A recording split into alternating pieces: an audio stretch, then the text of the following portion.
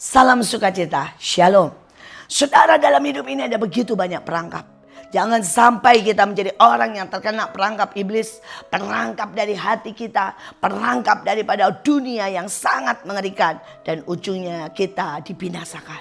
Mari kita baca satu ayat di dalam Mazmur 69 ayat 22. Biarlah jamuan yang di depan mereka menjadi jerat dan selamatan mereka menjadi perangkap. Saudara bayangkan, jamuan. Bagaimana mungkin jamuan menjadi jerat dan perangkap, saudara?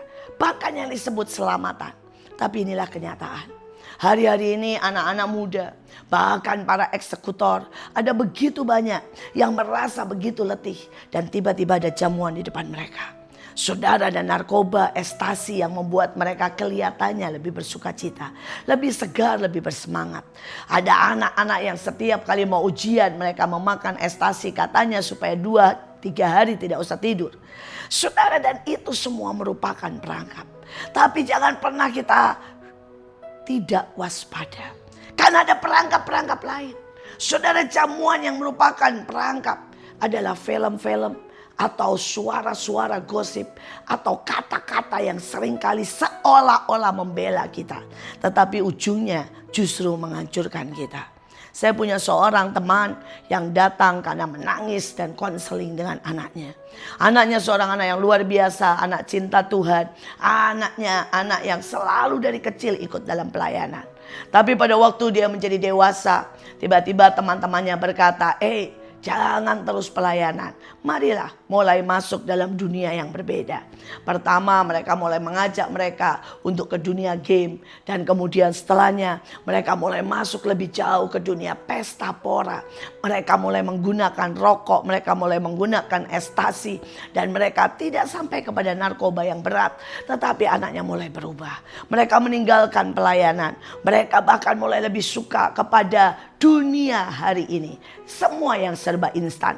Mereka mulai judi online, saudara. Dan tanpa orang tuanya sadar, mereka terjebak dalam judi online sampai bermiliar-miliar. Bahkan orang tuanya tidak sadar. Saudara, anaknya berhutang, anaknya dikejar-kejar, anaknya mau ditangkap. Saudara mungkin berkata, bagaimana bisa seorang anak remaja yang tidak punya akses, tidak punya uang, mereka dipinjami atas nama orang tuanya. Pada waktu mereka melihat orang tuanya cukup berada, orang tuanya adalah sasaran empuk dari para gangster, para orang-orang yang ingin menghancurkan.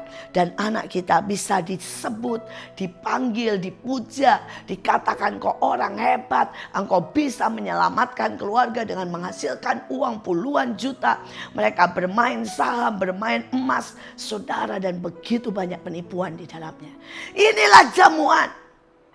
Tapi jamuan ini menjadi perangkap. Dan hari ini bagaimana kata Alkitab tentang jamuan? Alkitab berkata bahwa makanan kita adalah melakukan kehendak Bapa. Yesus berkata, makananku adalah melakukan kehendak Bapa dan menyelesaikannya. Mari kita memilih untuk melakukan kehendak Bapa. Setiap kita punya sebuah destiny. Mungkin destinimu kelihatannya jauh, kelihatannya tidak berujung, bahkan kelihatannya, saudara, sepertinya semakin jauh. Bukankah Daud punya destiny menjadi seorang raja? Dan kelihatannya dia menjadi seorang preman yang kejar-kejar selama 12 tahun lebih. Bukankah Yusuf kelihatannya punya destiny memberi makan bangsa? Tapi dia berujung di kegelapan daripada penjara selama 12 tahun, 13 tahun. Bukankah ada Musa, seorang jenderal besar yang punya destiny membebaskan bangsanya? Tetapi dia berujung di perumahan mertua indah. Bahkan dia sepertinya menjadi seorang gembala yang sangat tidak berdaya dan sangat miskin 40 tahun lamanya. Bukankah ada Abraham yang punya destiny menjadi bapak dari begitu banyak bangsa. Tapi dia mendapati kemandulan. Dia menghadapi pertikaian antara istri dengan selir.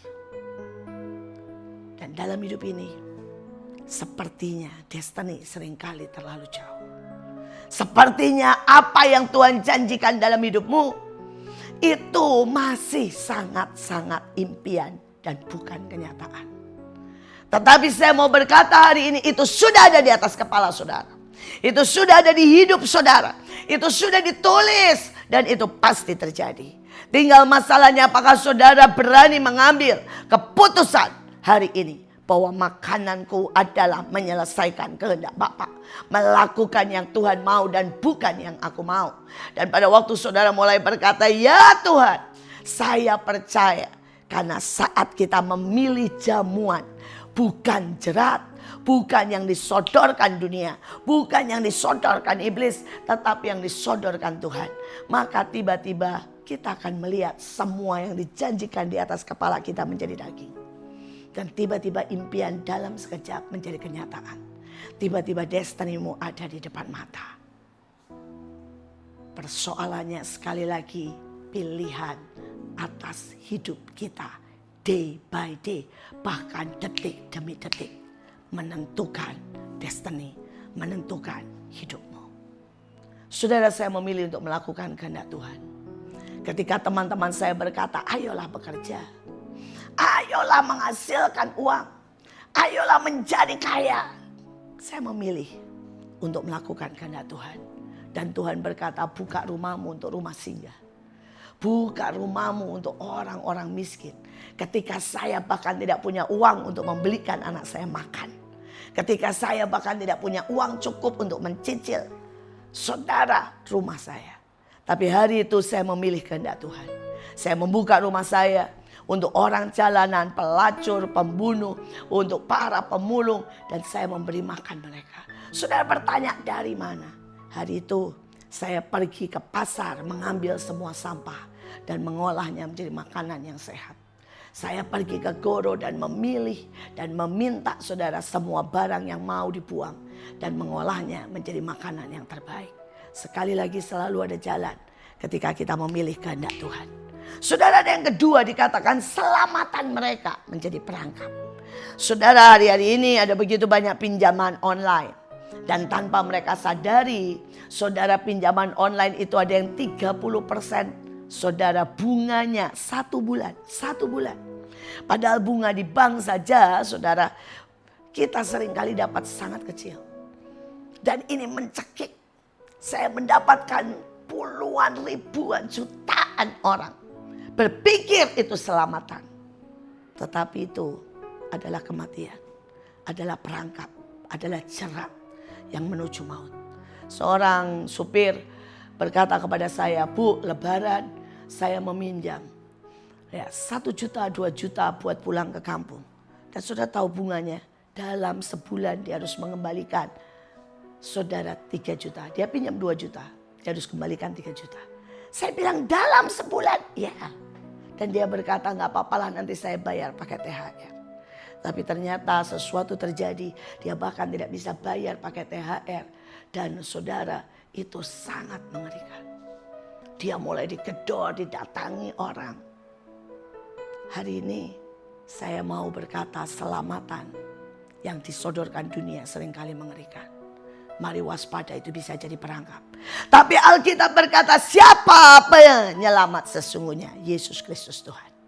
Siapa gunung batu keselamatan kita? Yesus. Pada saat saudara melibatkan Roh Kudus bertanya, sekalipun seolah-olah di depanmu adalah tembok yang tinggi, Tuhan akan memberi engkau kekuatan untuk naik tembok. Itu kata Alkitab. Dan saya sudah berkali-kali mengalami. Hari itu saya tidak punya uang sama sekali untuk membayar uang sekolah saya. Saya berkata, Tuhan, bagaimana? Saya harus bayar uang sekolah. Saya waktu itu sekolah di Belanda. Dan saya berkata, saya sama sekali tidak punya uang. Dan saya cuma punya waktu kurang lebih 5 hari. Dan bagaimana mungkin 5 hari mengumpulkan lebih daripada 3.000 gulden. Hampir 4.000. Tapi Tuhan selalu punya jalan. Saya memilih untuk tidak berutang. Saya memilih untuk mengucap syukur. Saya memilih untuk deklarasi setiap hari. Saya memilih untuk berkata, Tuhan bukakan jalanmu. Tiba-tiba ada seorang teman berkata, mau enggak kamu kerja di pasar malam Tong-Tong? Saudara, dan dia berkata, kamu dihitung per jam 10 gulden per jam. Terserah kamu mau bekerja berapa jam. Saudara, saya mengambil full. Saudara ya, kalau bisa 24 jam. Tapi hari itu saya mengambil dari jam 7 pagi. Saudara, sebelum itu mulai. Karena mereka mulai jam 10 sampai saudara jam 12 malam. Singkat cerita, dengan bonus, dengan tip, dengan semuanya. Saya melunasi dalam waktu 5 hari. Kita punya Tuhan yang ajaib. Dia Tuhan yang tidak pernah berhenti membuka jalan. Bahkan membelah lautan buat saudara. Tuhan Yesus memberkati.